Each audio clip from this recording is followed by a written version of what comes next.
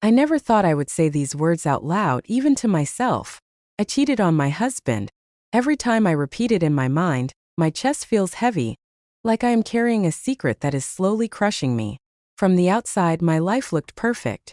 A calm home, a caring husband, and a routine that felt safe. But inside me, something was missing, something I did not understand at first. My husband was a good man. He worked hard, respected me, and never raised his voice. He believed love was shown through responsibility and stability. I believed that too, at least in the beginning. We had been married for 7 years, and over time, our conversations became short and practical. We talked about bills, groceries, and schedules, but not about feelings. Not about dreams. Not about loneliness that I tried to ignore the emptiness. I told myself this was what marriage looked like after years together. I smiled at family gatherings, laughed with friends, and played my role well. But at night, when the house was quiet, I felt invisible. I would lie beside my husband and wonder when we stopped seeing each other that I never planned to betray him. Infidelity does not always begin with desire.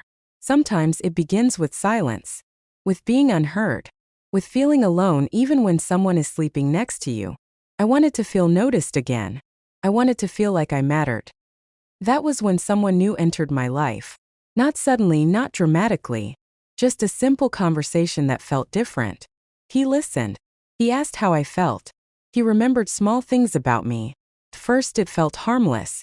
I told myself it was just friendship. I told myself I deserved someone to talk to. But deep down I knew I was crossing a line. Every message, every smile, every moment I hid from my husband added weight to my heart. Still I continued. Because for the first time in years I felt alive. And that feeling scared me more than I wanted to admit. The day I crossed the line is burned into my memory. Not because it was exciting, but because it changed who I was. I remember standing in front of the mirror that morning, telling myself I was still a good person. I told myself I could stop at any time. I told myself lies that sounded comforting. What started as emotional closeness slowly became something more. The attention, the warmth, the way he made me feel understood. It filled a space inside me that I had ignored for too long. I felt guilty, but I also felt wanted. And that combination confused me deeply. When it happened, there was no joy. No happiness. Only a quiet moment where I realized I had betrayed someone who trusted me completely. I remember my hands shaking afterward. I remember the silence feeling louder than any argument ever could. I went home that night and looked at my husband. He smiled at me, unaware of what I had done. That smile broke me. I wanted to confess immediately, to fall apart and beg for forgiveness. But fear stopped me. Fear of losing my home. Fear of being judged. Fear of facing the damage I had caused us, so I stayed silent. And that silence became my punishment. Every day after that felt heavier. I watched my husband talk about our future, about plans and dreams, while I carried a truth that poisoned every word. I avoided his eyes. I avoided his touch. Not because I didn't care, but because I cared too much. Infidelity is not just betrayal of another person. It is betrayal of yourself. I had become someone I never wanted to be. Someone who smiled while hiding pain. Someone who broke trust instead of fixing what was broken. And the worst part was realizing that the attention I thought I needed was never worth the cost of my integrity. Guilt does not fade with time. It grows. It follows you into every room, every conversation, every quiet moment.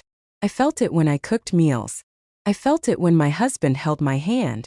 I felt it when he trusted me without question. Sleep became difficult. My thoughts were loud at night. I replayed everything again and again, wondering how I allowed myself to fall so far. I questioned my values, my character, my worth. I was angry at myself, but also deeply ashamed that I started noticing changes in my husband. Or maybe I imagined them. A pause before he spoke. A longer look at my face. Every small thing felt like suspicion, even though he never accused me of anything. That fear was unbearable, but I realized that infidelity does not end after the act. Continues in the mind, in the heart, in the distance it creates between two people who once felt close.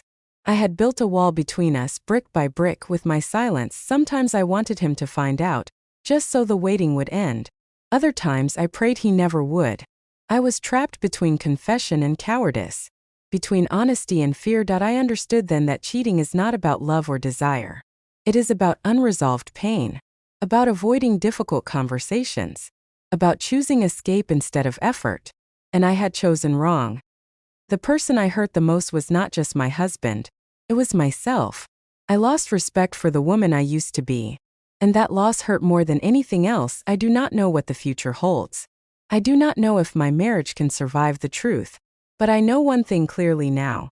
Secrets destroy more than honesty ever could, and I have learned that loneliness should be spoken, not hidden. That problems in marriage should be faced, not escaped. That infidelity is not a solution.